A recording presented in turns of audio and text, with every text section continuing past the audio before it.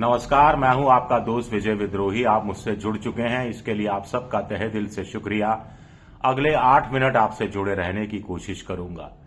कायदे से तो बीजेपी के हाथ एक स्वर्णिम मौका लगा है बिहार के मुख्यमंत्री नीतीश कुमार को कुर्सी से हटाने का। वजह भी बहुत ठोस हाथ लगी है, लेकिन बीजेपी की बदनसीबी देखिए, चाहकर भी वो नीतीश कुमार को हटा नहीं पा रही है। क्यों? वजह कितनी अच्छी है। नीतीश हैं, मुख्यमंत्री हैं, एक महिला है, महिला हिजाब पहनकर आती है, मुख्यमंत्री उनके चेहरे से जबरन हिजाब नीचे कर देते हैं। इससे ज्यादा शर्मनाक हरकत क्या हो सकती है?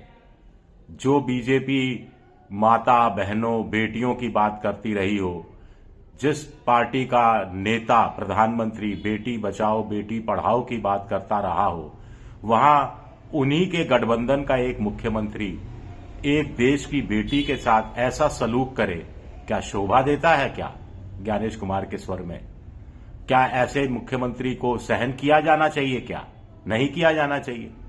लेकिन फिर भी बीजेपी कुछ नहीं कर पा रही। क्यों?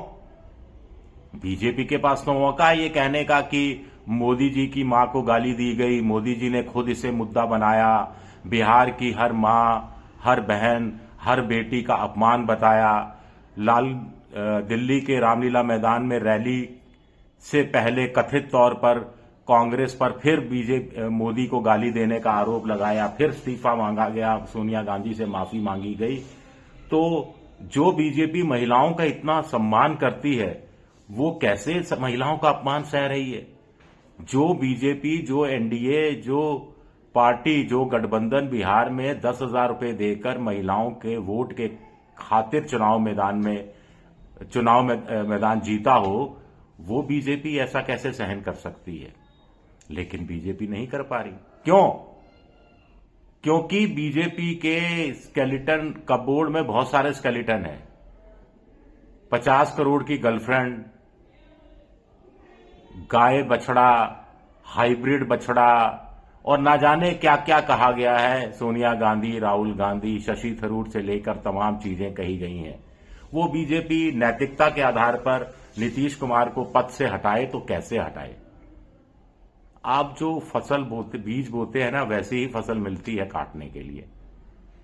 अगर बीजेपी ने महिला सम्मान को लेकर इतनी चिंता की होती तो आज नीतीश कुमार हट चुके होते और सम्राट चौधरी या जो भी जिसे भी बीजेपी चाहती वो मुख्यमंत्री पद पर आसीन हो चुका होता।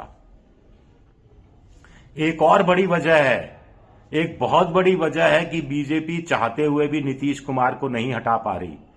ये मैं आपको थोड़ी देर में बताऊंगा, लेकिन नीतीश कुमार ने पहली बार इस तरह की हरकत की हो, शर्मनाक हरकत, ऐसा नहीं है। एक बात समझ में नहीं आती, जब राजनीतिक फैसले लेते हैं नीतीश कुमार, तब तो दिमाग बहुत चलता है। जब कैंडिडेट का सिलेक्शन हो रहा होता है, तब तो दिमाग बहुत चलता है। जब कोई चुनाव जीतने की योजना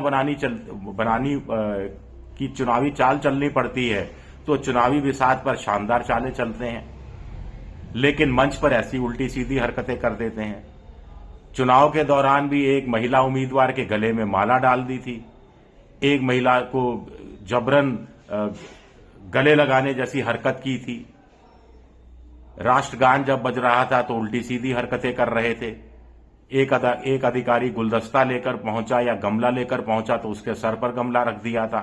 इस तरह की तमाम घटनाएं आपको याद आ रही होंगी। और तब बीजेपी के लोग ही कहा करते थे कि पर्दे के पीछे से कि मानसिक स्थिति ठीक नहीं है, बीमार है। तब बीजेपी चाहते हुए भी कुछ नहीं कह सकती थी, क्योंकि नीतीश के सहारे की जरूरत थी। उन्हें मालूम था कि बिना नीतीश के वो चुनाव जीत नहीं सकते और नीतीश को मुख्यमंत्री बनाना उनके लिए मजबूरी भी था और जातीय समीकरणों को देखते हुए जरूरी भी था।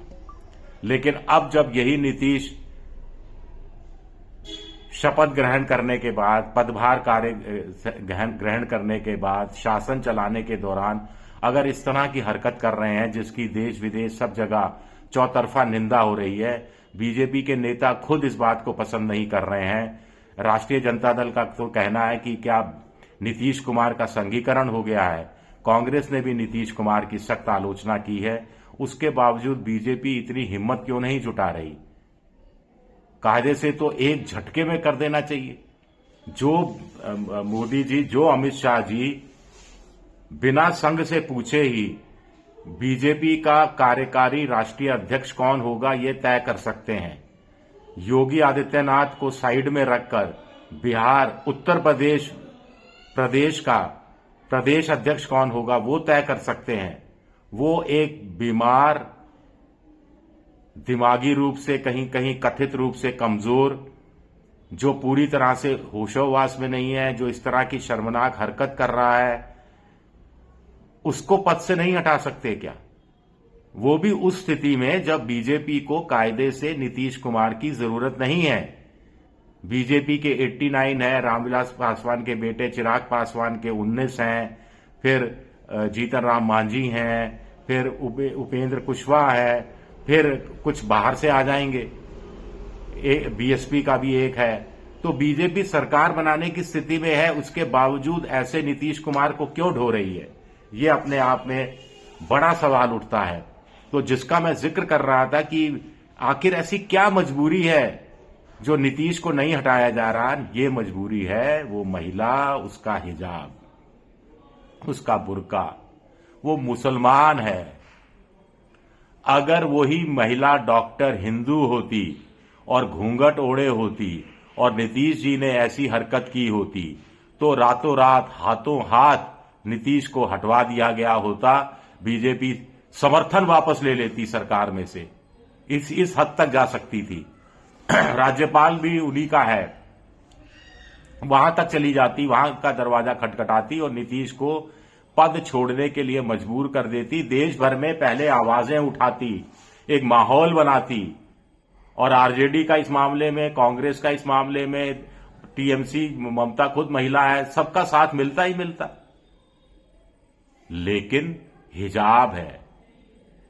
बीजेपी जानती है कि जो सांप्रदायिक राजनीति, वो हिंदू मुसलमान की राजनीति वो कथित तौर पर करती रही है, इसमें अगर वो इस वजह से नीतीश कुमार को हटा देंगे कि एक मुसलमान महिला लड़की का हिजाब उन्होंने चेहरे से उतारने की कोशिश की, तो अतिवादी जो हिंदू है, उग्र हिंदुत्व में यकीन करने वाला बहुसंख्यक उसका जो वोटर है, उसके गले ये नहीं उतरेगा, उसको ये चीजें पसंद नहीं आएंगी।